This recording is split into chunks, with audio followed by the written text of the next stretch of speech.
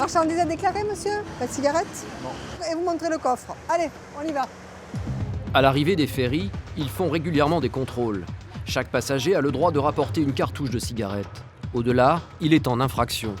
Comme cet homme par exemple, qui a ramené un stock de cartouches. Je vous ai demandé combien vous avez de cigarettes, vous m'avez dit 2, on en trouve 8 ou 10. C'est interdit. Les cadeaux, vous achetez autre chose. Chaque année, les douaniers marseillais saisissent en moyenne plus de 30 000 cartouches de cigarettes.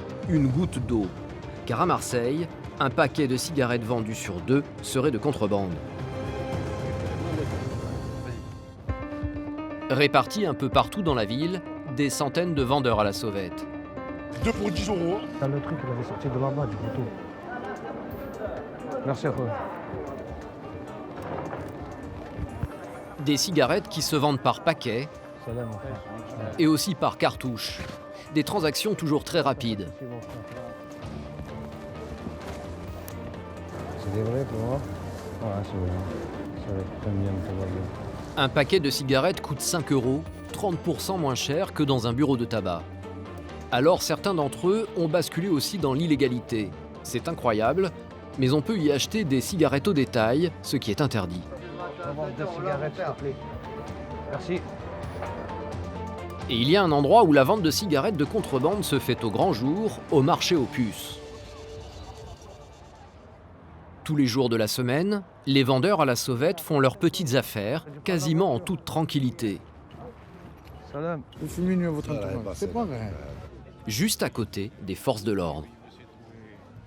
Ce trafic bien installé ne surprend plus personne. Mais lors de notre enquête, en nous baladant en caméra discrète sur le marché, nous avons découvert encore plus étonnant.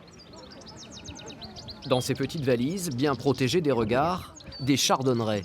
Un oiseau très prisé pour son chant, mais aussi pour ses couleurs flamboyantes. Faut voir, il siffle, on dirait qu'il t'appelle. Attention. Non, je suis embêté. Ils volent avec eux. Ah ouais, un bon man, Ah ouais, il est magnifique. Papa.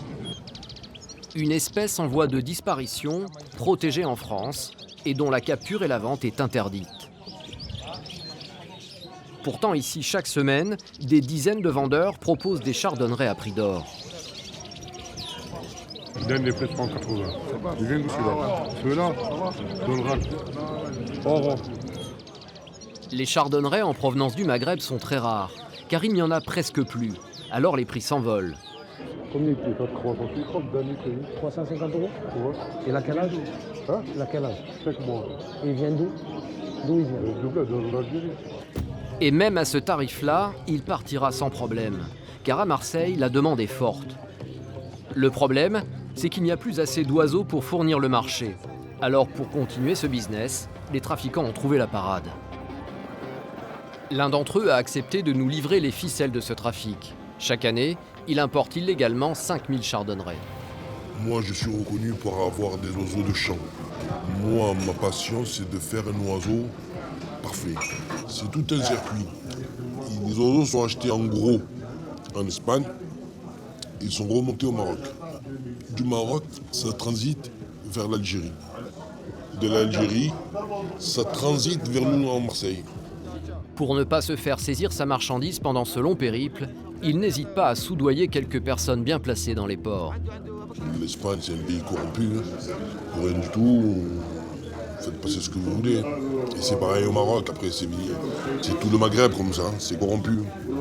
On fait passer ce qu'on veut quand on veut. Il suffit d'avoir les finances. Un trafic qu'il ne compte pas arrêter malgré les risques. Est-ce que vous êtes conscient que c'est illégal ce que vous faites?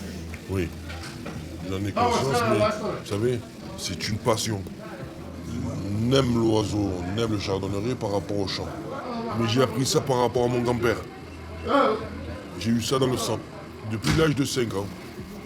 Vous arriverez, vous, à priver un enfant d'aller jouer dans la cour avec ses collègues? C'est de ne pas avoir de cœur. Eh ben moi, c'est pareil. J'aime l'oiseau et je ferai toujours en sorte d'avoir un oiseau à la maison. Peu importe le jeu, peu importe la chandelle. C'est ma passion, ça restera ma passion. Jusqu'à présent, la police n'a jamais réussi à le coincer.